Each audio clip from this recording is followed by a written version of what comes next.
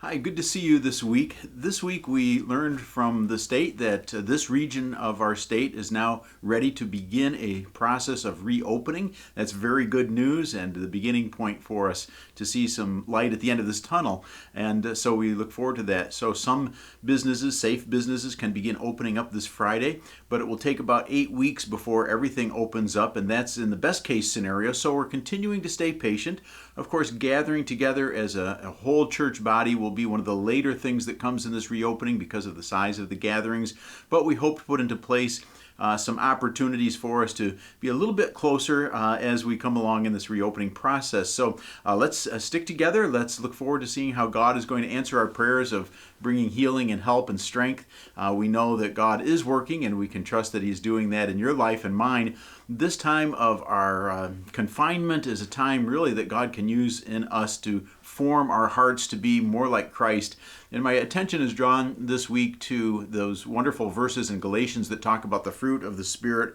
Galatians chapter 5, verses 22 and 23. Paul says, "But the fruit of the Spirit is love, joy, peace, patience, kindness, goodness, faithfulness, gentleness, and self-control." I want to just dwell for a moment on those first three aspects of this fruit of the Spirit: love, joy, peace.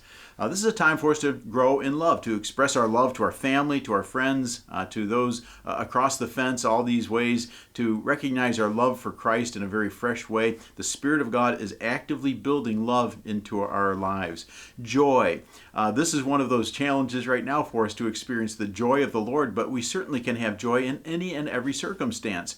And so we need to sometimes step back from the pressures and the disappointments that we may have experienced, lost experiences along the way, graduations that were forfeited, things like that, and remember that our joy is found in Jesus Christ and that He sustains us and gives us something truly to be joyful about.